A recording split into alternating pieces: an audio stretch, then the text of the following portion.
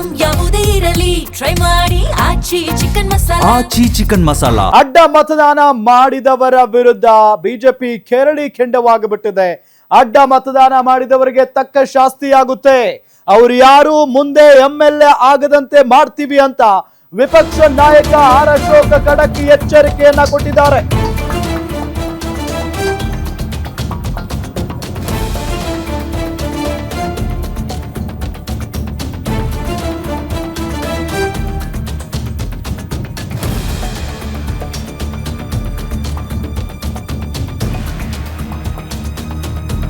ಅಡ್ಡ ಮತದಾನ ಮಾಡಿದವರ ಮಾಹಿತಿ ಬರ್ತಾ ಇದೆ.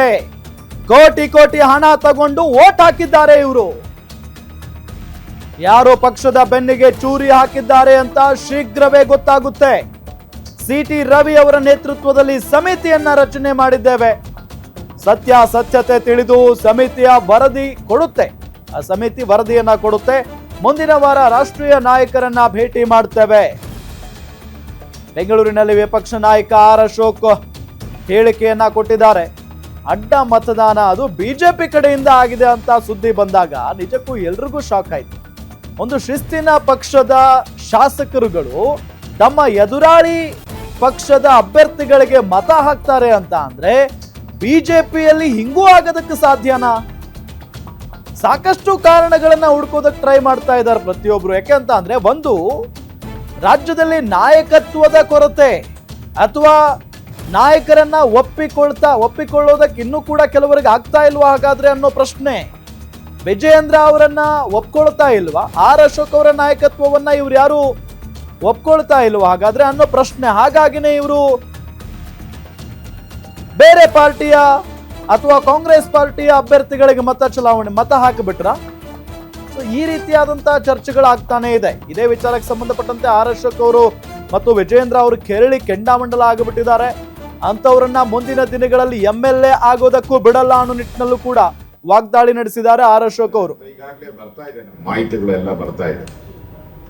ನಾವು ಯಾರ್ಯಾರು ಮಾತಾಡಿದ್ರಿ, ಅವ್ರ ಊರಲ್ಲಿದ್ರ ಇಲ್ವಾ, ಎಲ್ಲಿದ್ರು, ಅವ್ರಿಗೆ ಯಾರ್ಯಾರು ಫೋನ್ ಮಾಡಿದ್ರು, ಇವೆಲ್ಲನೂ ಕೂಡ ಮಾಹಿತಿಗಳು ಬರ್ತಾ ಇದೆ. ಅದರಿಂದ CT ರವಿ ನೇತೃತ್ವದಲ್ಲಿ ಇವತ್ತು ಸಮಿತಿ ನೇಮಕ ಮಾಡಿದ್ರಿ.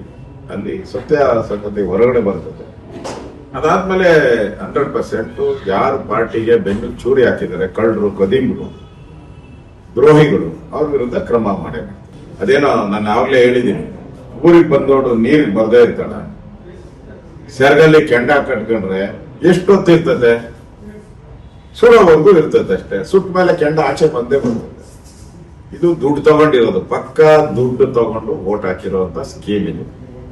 ಅದರಿಂದ ಇದು ಮುಚ್ಚಿಡಿಯಕ್ಕಾಗದೇ ಇಲ್ಲ. ಯಾಕಂದ್ರೆ ಕೋಟಿ ಕೋಟಿ ವ್ಯವಹಾರ ಆಗುತ್ತೆ. ಕೋಟಿ ವ್ಯವಹಾರ, ಅನುದಾನ, ಇವೆಲ್ಲನೂ ಕೂಡ ಬೈಲಿಗೆ ಬಂದೇ ಬರ್ತದೆ. ಯಾರ ಜೊತೆ ಮಾತಾಡ್ತಾ ಇದ್ರು, ಇದೆಲ್ಲನೂ ಕೂಡ ನಮ್ಮ ಸಮಿತಿಯವರು ಯೋಚನೆಯನ್ನ ಮಾಡ್ತಾರೆ.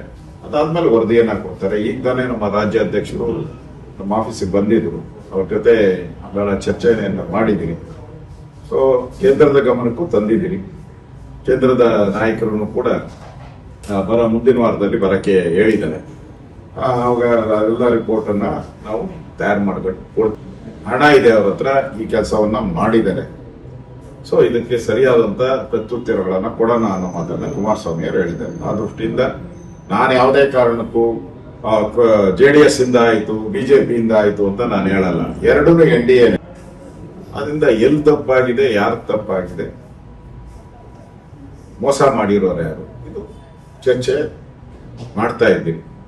ಅದಕ್ಕೆ ಸರಿಯಾದಂತ ಪಾಠ ಇನ್ನು ಅವರು ಜನ್ಮದಲ್ಲಿ ಯಾರು ವೋಟ್ ಮಾಡಿದಾರೋ ಗೊತ್ತಾಗುತ್ತೆ.